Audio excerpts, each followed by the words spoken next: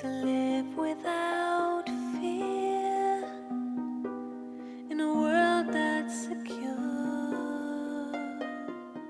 Some say it's a fool's dream, but I'm not so sure.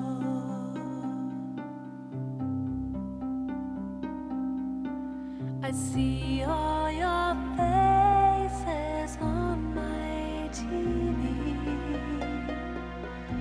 driven and hungry with eyes full of tears,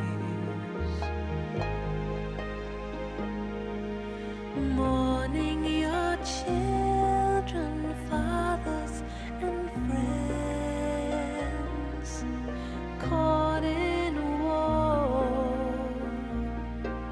that just never ends.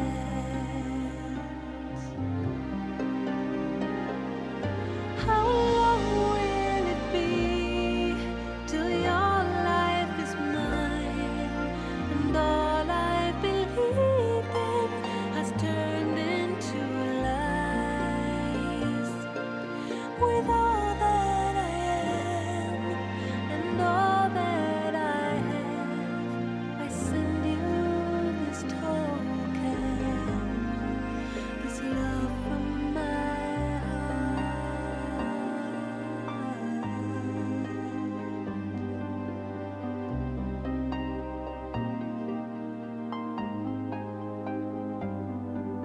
Oh, I've seen a place much more than a dream, a place of such beauty it hurts just to see,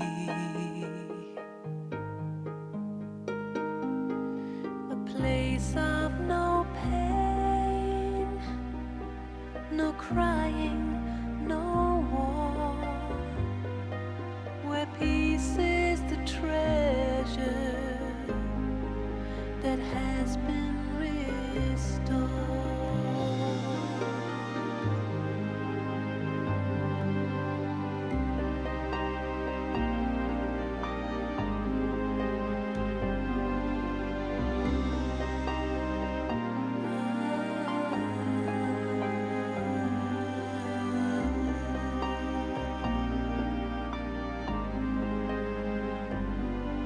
If I had one wish, it would be this. It would be.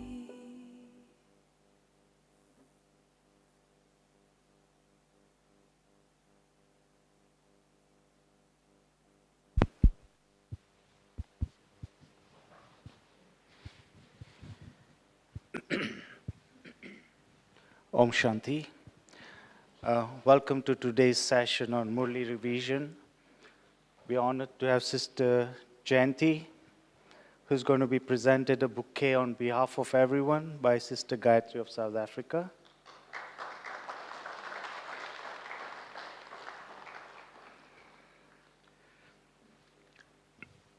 Sister Janti requires no introduction, but nevertheless, as a formality, she is currently the additional administrative head of the Brahma Kumaris worldwide.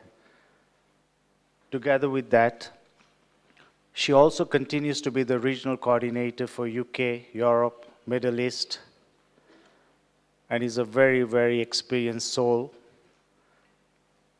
having been in knowledge or with Baba for over 60 years, a very close companion of Dadi Janki, and that has been an additional gift from Brahma, I think, for her. And so a lot of depth of experience. So Sister Janti is going to do a Murli review with us today. And together with that, for half an hour, Sister Samantha is going to do a question and answer session with her. Sister Samantha, born and brought up in the UK, served in Africa for more than 20 years in different countries, is currently serving in Global Retreat Center, Oxford. So welcome to both Sister Jayanti and Sister Samantha.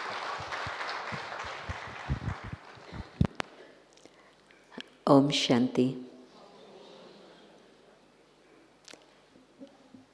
Baba was using two words, and in particular, out of the two, one word a great deal. Purvaj, ancestors. And this became the theme of the whole Murli. And it's interesting that even today, at the end of Kali Yuga, there's ancestral worship in Africa, in China, in Japan, and certainly within Christianity, All Souls Day comes as an honoring and a memorial. And in Hinduism, in particular also, just after Rakhi, the month of September, around there, there's a whole month in which they remember the ancestors. And usually there's special pork offerings that we have in London on Sunday and Thursday, of course, but special pork offerings with that awareness that this is for the ancestor souls. And some people think about ancestors as just their parents and grandparents. Some people think about ancestors as a bigger family. And Brahma Baba used to think about ancestors as the whole wide world, all the souls of the world. When he used to go for a dip in the Ganges, it wouldn't be just for himself, but also for family, but all the souls of the world. And then the final dip was actually for himself. Everybody else came before. So this idea of ancestors is deeply ingrained within every tradition. And so Baba talking about ancestors and reminding us that we are those ancestors. I don't know how many of you ever thought of yourself as being an ancestor before you came to Baba. I'm sure you didn't. But here was Baba underlining it in a very, very beautiful way. And of course, when we think about the tree, and we think about the roots of the tree, it's interesting that the image of the tree is very beautiful. And so many artists and photographers and painters have always used this image of a tree. And it's very beautiful, but the trunk is always very solid, but the roots are not so visible. Well, they're not visible, but they're also not so beautiful. Have you seen roots? They're all sort of twisted and brown and not very pleasant. And so who are the roots? The incognito ones. And so yes, underground, but if the roots weren't there, the tree would not survive. You can try watering the leaves and nothing much will happen. The sun will dry out that water within the space of minutes. The leaf isn't able to capture so much, but if you water the roots, yes, the whole tree is going to survive. And so the deeper the roots, the stronger the tree. And so when there's a storm and many trees have fallen down, one of the reasons is that they didn't have very deep roots, and other trees remain stable through all the storms, and it's because of the depth of the roots. And so the Adi Sanatan Devta Dharma, the original eternal deity religion, the roots are deep, and they're deep and they last for 5,000 years. The whole tree is sustained by the roots. And so our yoga power is not just for ourselves, but our yoga power is for the entire tree. It's for the trunk, it's also for the branches, the twigs, and Baba was mentioning the leaves also yesterday. And so, how deep is my yoga power? Do I realize I am an ancestor soul? And so how much yoga am I spending time in sharing that light, the powers with the whole tree. And so Baba made us aware of that in a very beautiful way. And then, of course, if you look at the tree, it's not just the deity religion, it's all the religions. And so Baba reminding us that whichever soul you meet, you're an ancestor, this soul belongs to your family, and do they have that sense of belonging? Do you feel that you belong, and do they feel that they belong? And Baba said it's happening, and it'll continue to happen more and more. And I'm remembering different scenes with all the dadis at different times. Wherever a person came from, whatever their background, whatever their religion, whatever the color of their skin, everything different. But dadis Rishti, and they would melt, and they would feel that sense of belonging. When Baba says he's the great-great-grandfather, I remember different people who used to see Brahma Baba's photograph in London, and one of them very early on said, "I know him." I smiled, and she said, "When did he come to London?" I said, "He never came to London." And she insisted he had come to London, she had seen him. And so different people say, "My grandfather." And when people want to be a little bit incognito at work, but they want to keep a photograph of Brahma Baba on their desk, then very often they tell me, when people ask me, "Who is this?" I say, "He's my grandfather." And so the grandfather, in a very practical way, but grandfather of all, and definitely that sense of belonging. And so for each one of us to see, to what extent am I open and connected with Baba, so that there is that sense of belonging with whoever it is who comes to Baba's home. And even those who don't come to Baba's home, can I feel that connection?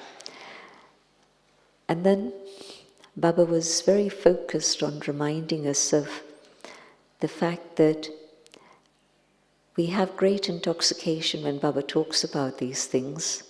We believe everything Baba is saying, right? You're an ancestor, you believe it. But then how come we're not able to maintain it constantly, continually? And so Baba used this very lovely expression. I don't know how it got translated into English, Swamandhari, the one who holds that stage of self-respect. And so, am I able to hold that stage of self-respect at all times? Baba said, when he asked the question, who has this stage of self-respect? Everybody puts up their hands. And then when Baba asks, do you have this stage all the time? Then they sort of put up their hand like this. They half put up their hand, or they're very slow in putting up their hand. But we need to keep this awareness continually, constantly. Who am I? It was interesting, Baba picked up this point of who am I in that very first part, that maintain this awareness of your own swaman, your own stage of self-respect. And then Baba picked up on that later on also. Come to that in a few minutes. But this idea of who am I? Keep asking yourself this question, who am I? Write down the answer that you get. Who am I? Write it down. It's a very interesting exercise. It's been done in a Yogic situation, and it was Yogic people who were with us in a conference, and they took this up as part of a session. Just this exercise of asking, who am I? Who am I? Keep asking yourself this question, who am I? Who am I? Who am I? And see where you get to. And you'll get to, finally, the awareness, the feeling of who you are. And so, but it takes you through a real journey. And so try it for yourself. And if you want, try it with others too. But it's an exercise that Baba was making us do yesterday. Just remember who you are. And then Baba also talking about how it's so important to create that stable stage now. Why? Because time is moving on, and children ask Baba, well, how much longer? Is it going to be 20 years more? Who thinks it's going to be another 20 years? Who thinks it's going to be another 16 years? 10 years? Less than 10 years? Interesting. That's very interesting. Because the majority of you raised your hands, many of you didn't raise your hands at all, but those who were raising their hands, it was for less than 10 years. So if I think about how much time I actually have to make effort while things are still quiet, things happen suddenly all the time, and they'll begin to happen more and more all the time. Maybe I plan to come to Madhuban, and maybe the flights don't go. People traveling yesterday to London got stuck. Today it's okay. But you don't know for how long it's going to be okay. Anything can happen anytime. And so given that situation, and Baba saying, well, how much longer? And Baba also saying that it's your task to bring time closer. Baba said that at the start of the Murli, and then again at the end of the Murli, that you carry the responsibility of world transformation. And so if you speed up, then it's in your hands to make time speed up also. And so very, very important signal from Baba. Sometimes when Baba gives signals, we don't catch them. I'm thinking about 15th December 2017, when Baba said, it's the time for completion. Who remembers that, Murli?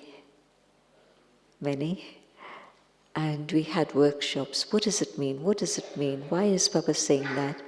I remember speaking to Dr. Nirmala and saying, is Baba saying that the end is here? And she laughed and she said, no.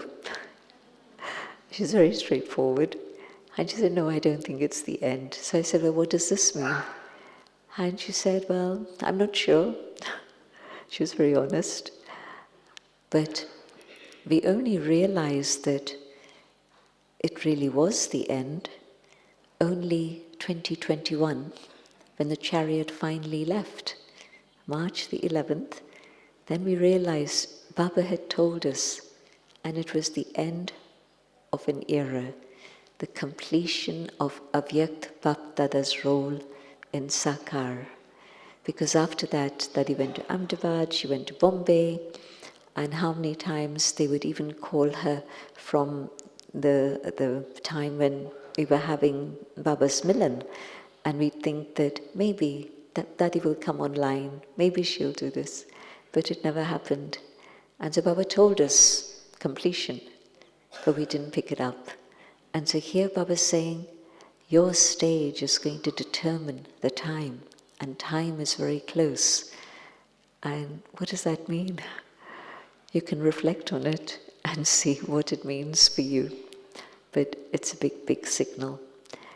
And so Baba's saying that you ask Baba, but Baba's asking you. And then you're again saying to Baba, but Baba, you tell us. But Baba does nothing on his own. Baba does everything with all of you. When it was time to establish the yajna, it was with all of you. When the yajna got going, it was with all of you. The Brahmins were needed for the yajna, the fire. When it was time for service, it was with all of you. And it's going to be time to go home, with all of you together. And so Baba never doing anything on his own, always wanting the children to be included within that. That was very beautiful. Baba also talked about worship worthy. I wonder how many of you think of yourselves as being worship worthy. Brahmins are not worship worthy. They're praiseworthy. Baba had said that in a Sakar Murli at one point. You can sing the praise of Brahmins, but you can't say that they're worthy of worship. This is still the Tamopradhan body, even though the soul may be close to Satopradhan, still you can't worship a Tamopradhan body. And so, this is the time when we have to be aware that bhagats are calling out. We don't know who they are. They won't recognize us in this form. They're remembering the image of the bhagats, of the deity who is their special deity. And if they saw that image and saw this image, they wouldn't be able to correlate and say this is the same one. But those deities are being remembered and they're being worshipped and the people are calling out to them. I think that everything that's happened within the last year, in which it's been a lot of innocent people dying, many, many places, I won't mention names, but more places than one, you can feel that those people are really crying. They're calling out, God, do something. Where are you? What are you doing? They might not be calling out to the deities. In Bharat, they call out to the deities. But definitely, across the world, they're calling out to God. Why isn't God doing something? They're complaining. Why aren't you doing something about all this? How much longer is this going to last? You would have seen video clips of various scenes where you actually see people crying out to God. And so we have to speed up our effort so that we can fulfill their thoughts, their pure feelings. And so Baba reminding us that this is our stage, the stage of being worship-worthy. And it's true, the amount of preparation that goes into the worship of the idols, the worship of the deities, is incredible. Whether it's the offering of bhog, the preparation of bhog, the offering of bhog, and then the decoration of the idols, the evening ritual of the deepaks, the lamps that are lit and offered in homage to the idols, arti. So the whole palaver from morning through to night, the worship of the deities is really immense. And even at the end of Kali Yuga, people ready to offer gold and diamonds and jewels to the deities, their bhavna, their love, that this is what I have, this is what I'm going to give. And so nobody except the deities enjoy this sort of worship. And so for us to remember that we are those worship-worthy deities. And so to what extent do I keep that awareness of who I truly am? And then Baba also spoke to us about the quality of our interaction with each other.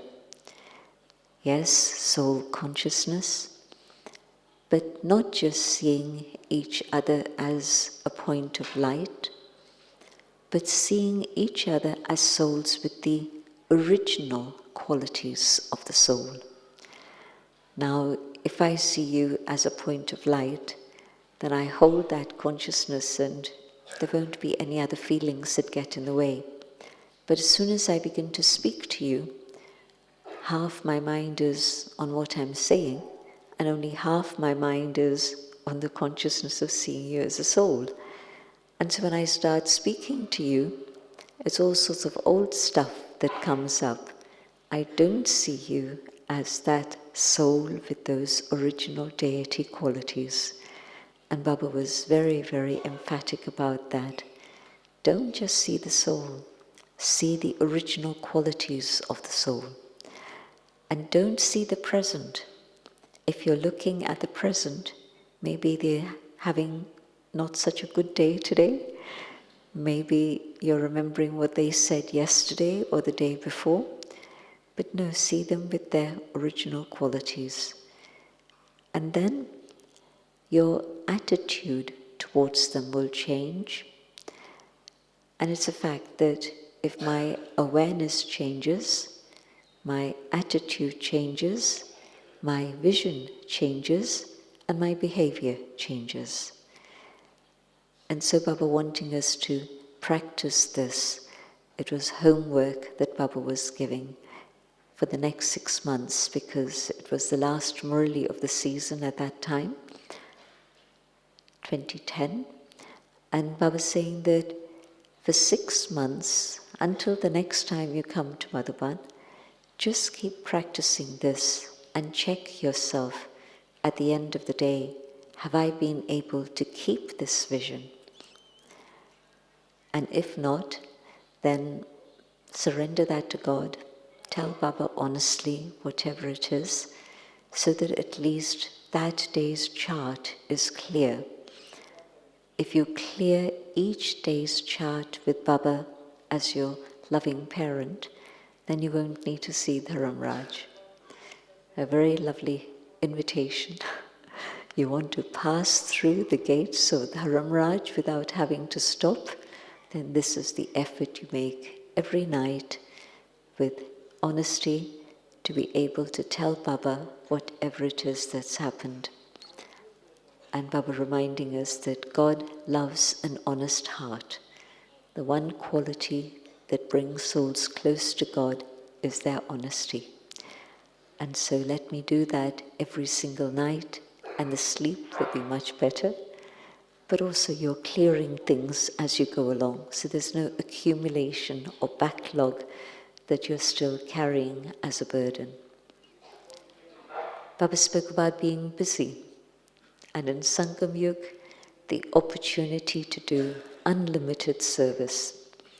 And Baba was talking, I think at that moment, more about service through the mind rather than action, because you can keep yourself busy with action all day, every day, but am I keeping my mind engaged with Baba's Gyan?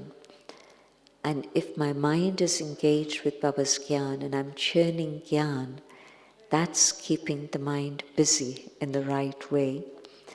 We all have busy minds, but what's going on in the busy mind?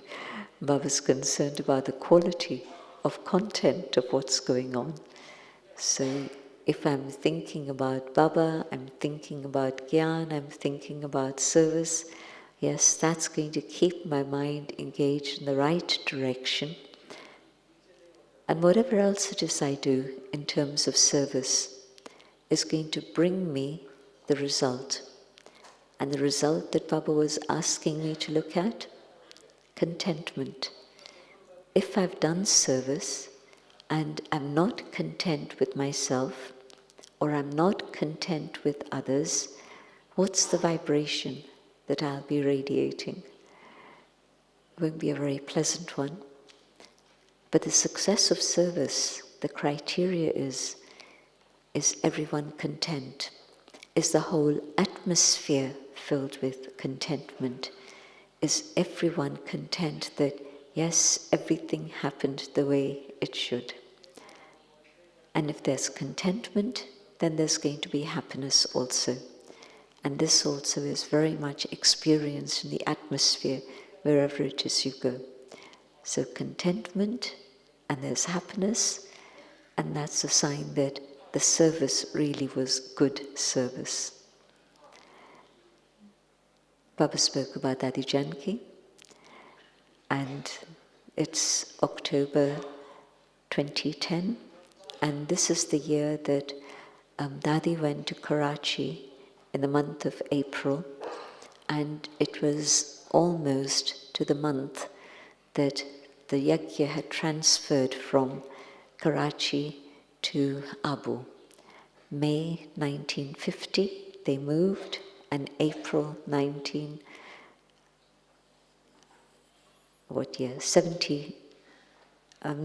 2010. The year was 2010. So that was the year that Dadi stepped foot in Karachi. It had been her dream. She wanted so much for service to happen in Karachi.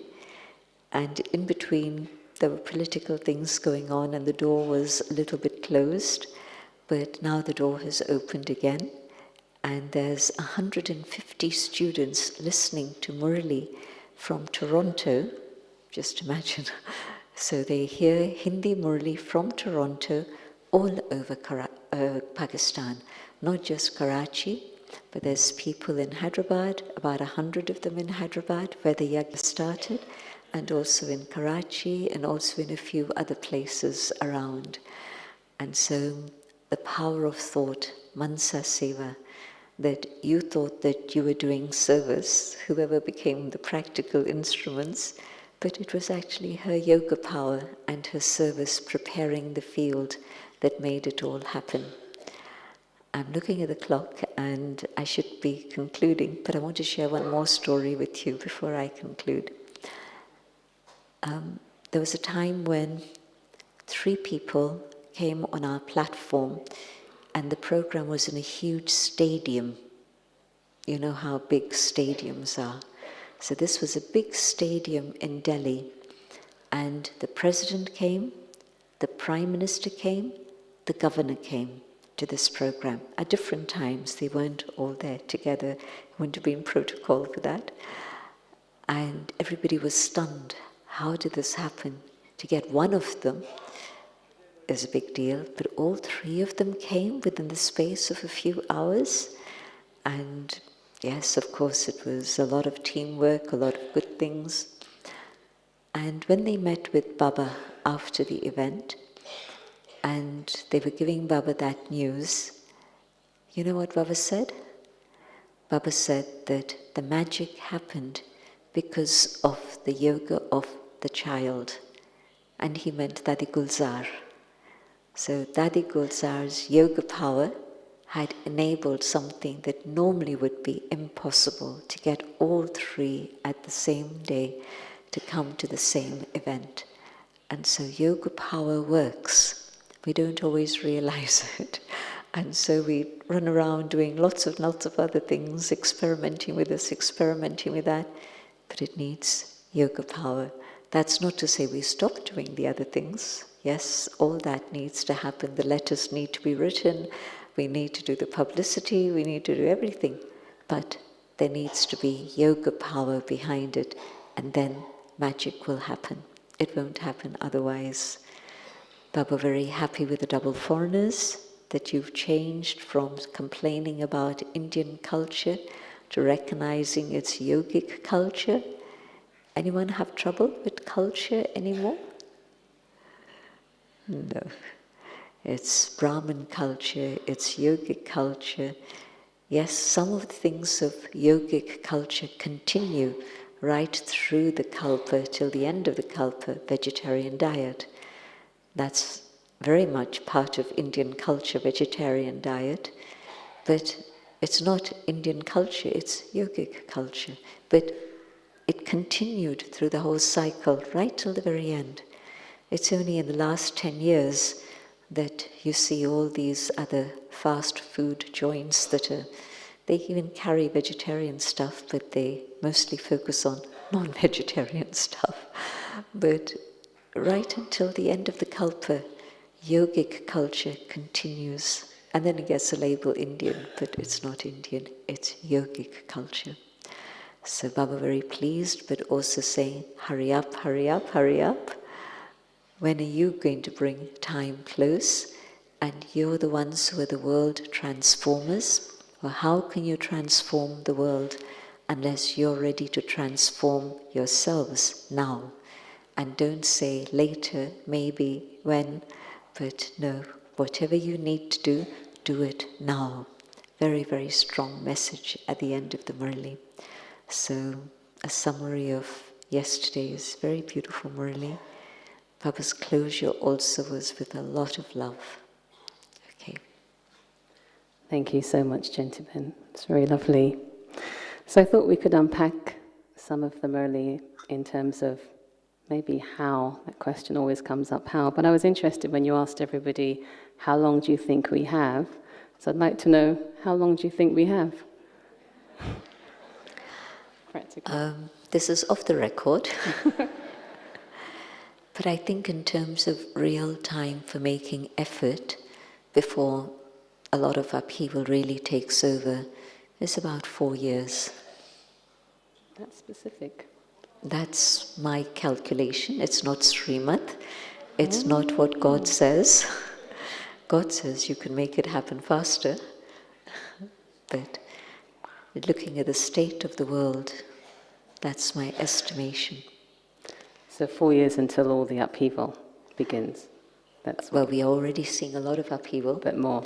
But within that space of time, it's still, we have quiet oases of peace where we can come together and make effort together and inspire each other, support each other.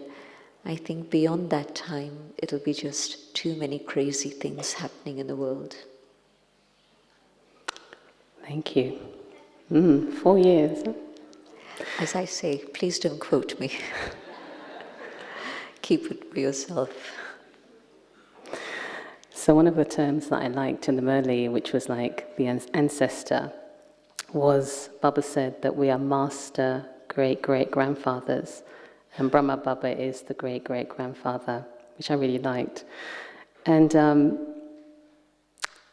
what I felt it meant was that it means that my vision has to be very unlimited, beyond my service center or my service or my family. And so the question is how to keep fulfilling our daily responsibilities, but at the same time to keep this awareness of being an ancestor. Can you give some signposts or practical steps so that we can work towards having this awareness constantly? I want to pick up firstly this idea of great-great-grandfather.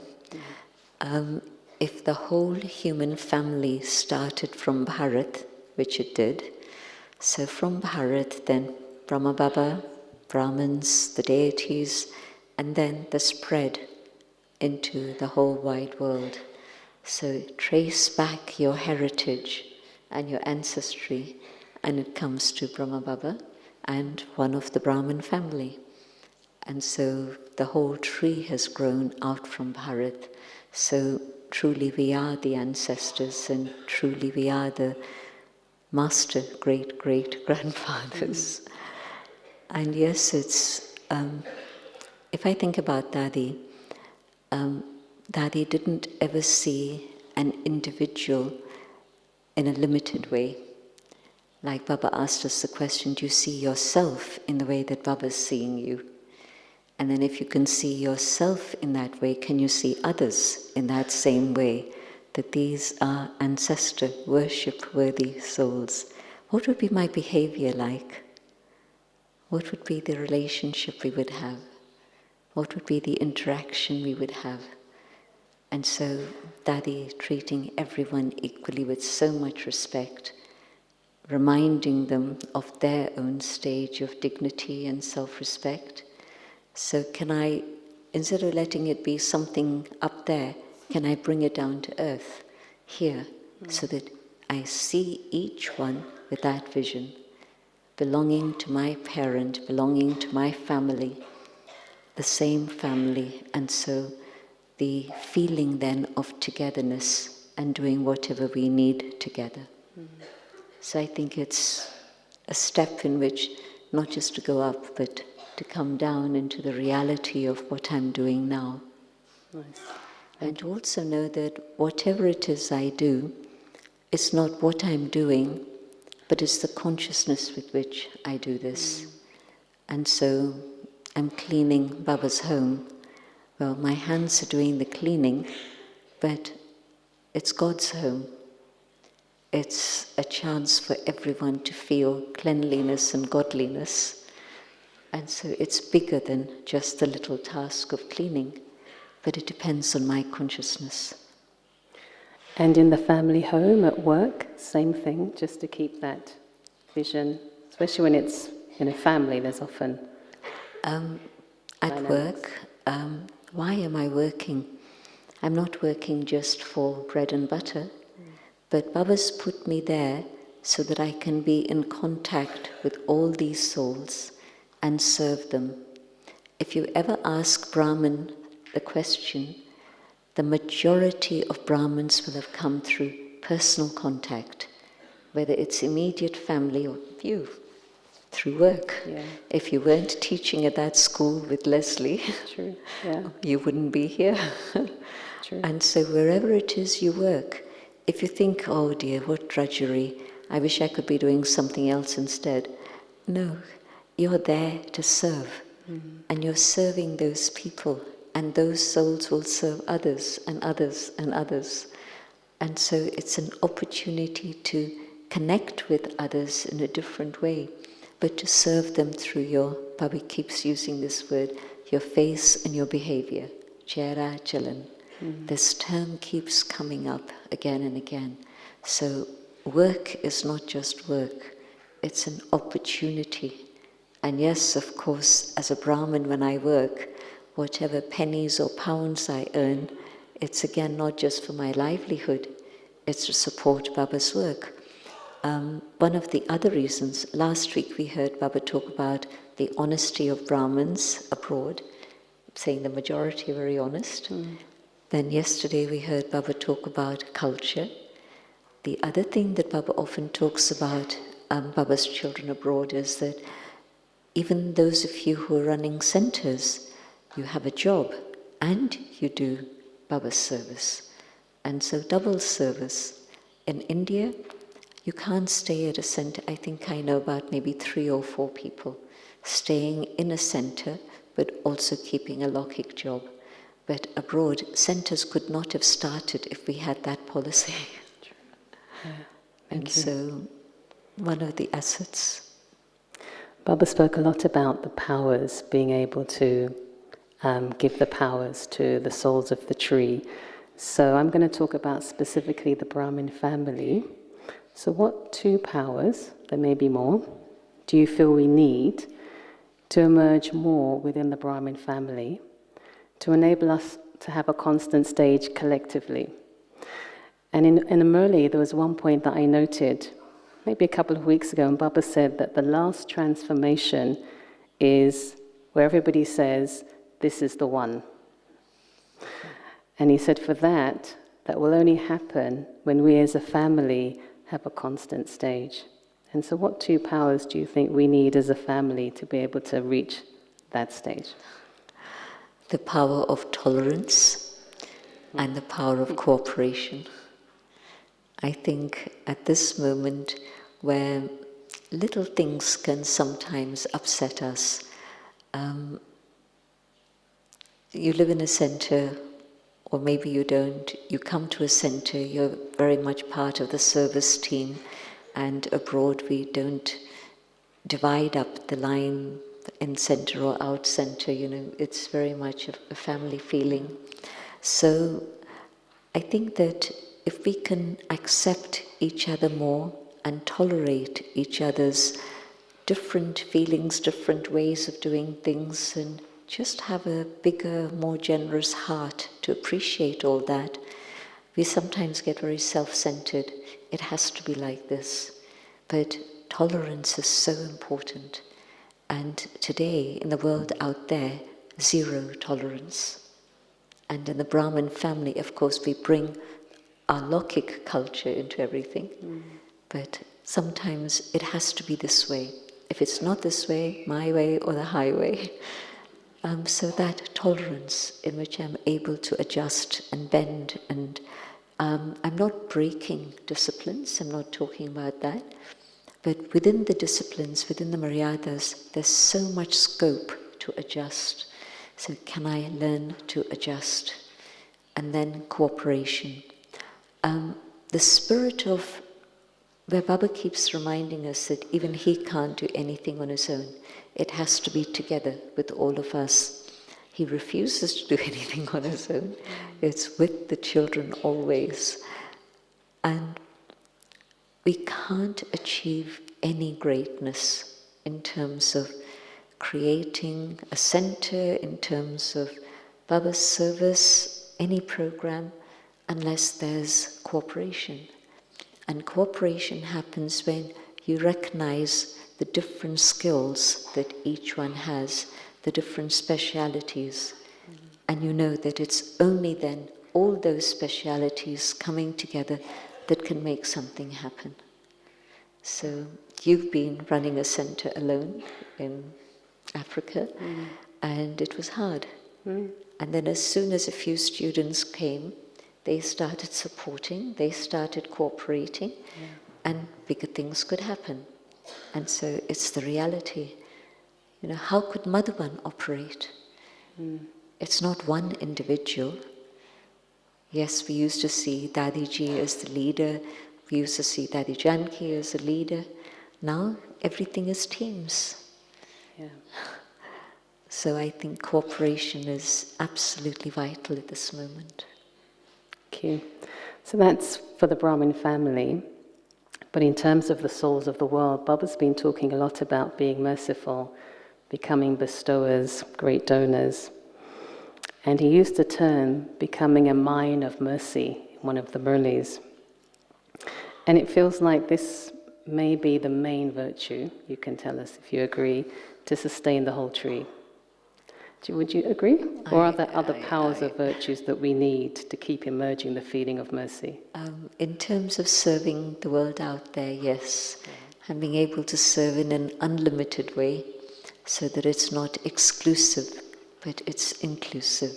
Yes, just need a merciful heart. Yeah. And you recognize that everyone needs God.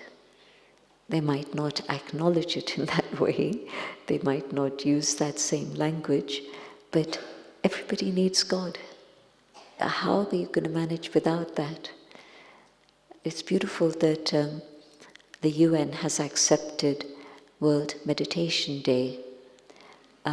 Yoga Day, that was one step, but that was also physical exercises. And now we have World Meditation Day. And there's so many varieties of meditations available. And what we have to do is to make sure that we share Baba's the whole thing about truth and manners. We've been hearing all those signals. The truth, who is God? How do you meditate? How can you connect? With respect, with love, not I know best, I'm going to tell you, but with respect. But this is the message we have to get across.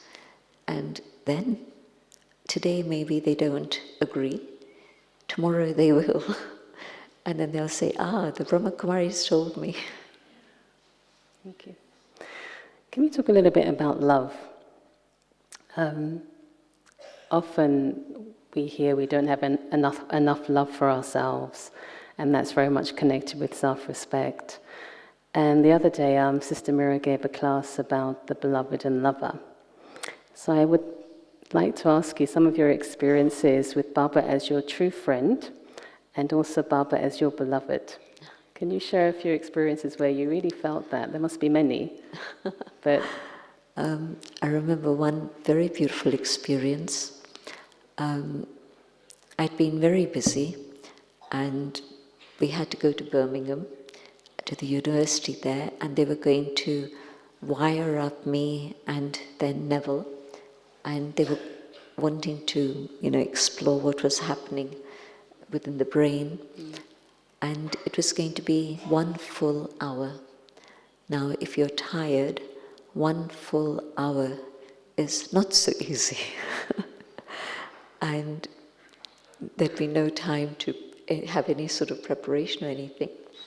And so once they, you felt a bit like an astronaut because they put this big thing on you, then you were enclosed in a capsule so that you wouldn't be disturbed by any outside things. And I thought to myself, Baba, you're going to have to help me because I'm not sure that I can actually manage a full hour. But within the first few moments, it was as if Baba lifted me into a different dimension, and it was just absolutely beautiful experience of God's love, just being carried by God's love and nothing else. No effort on my part at all. Literally just Baba just lifting me. And they didn't give us in writing the results of the experiments because they're not able to correlate what's happening with the brain and what's happening with yogis. I haven't seen anywhere any proper reports. When we asked for the reports, when they talked about Dadi, the most stable mind in the world, that was put in a newspaper in Texas at that time, early 80s or end 70s. But we went back to the university to ask for the printout and the reports, and they said we are still trying to understand them. They weren't making sense of that, so we don't actually have any physical evidence, but certainly my experience that day was very powerful. It was the most powerful one I've had of God's love for a full hour.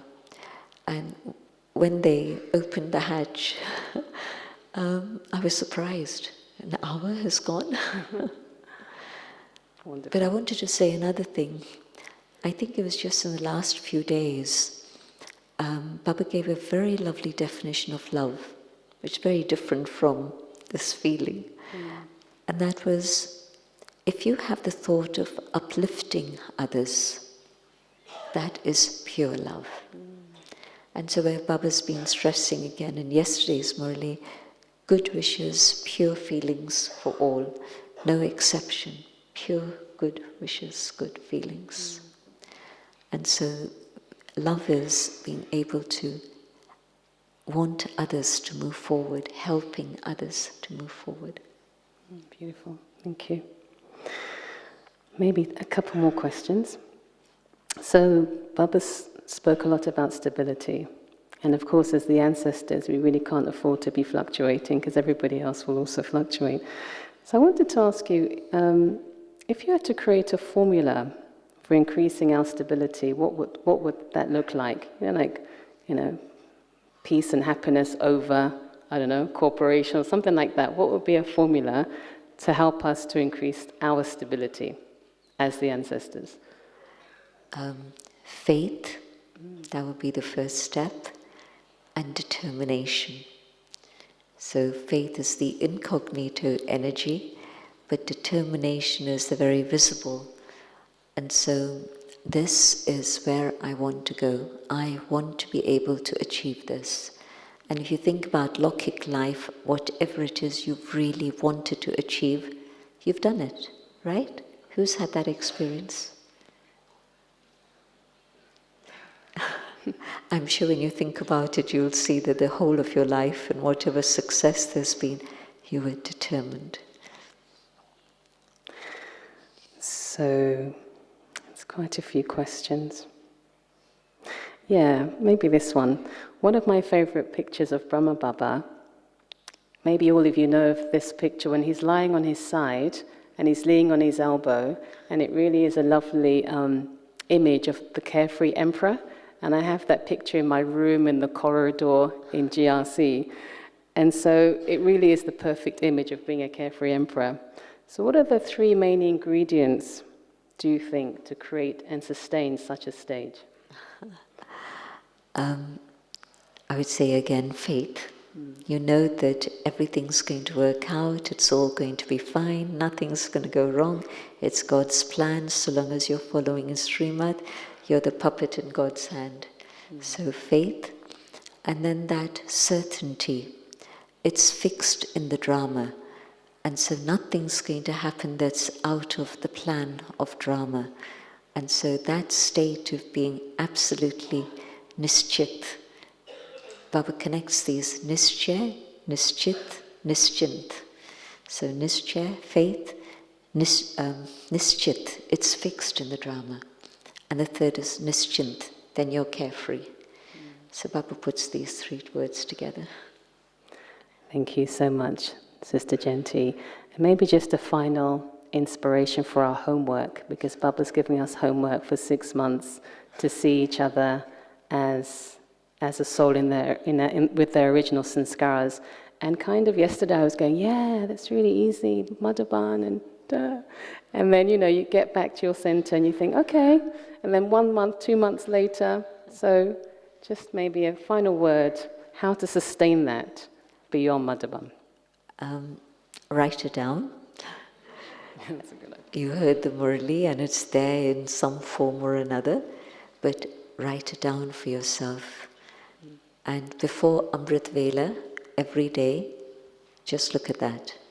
What are the things that you're determined to achieve? And so that's the first one.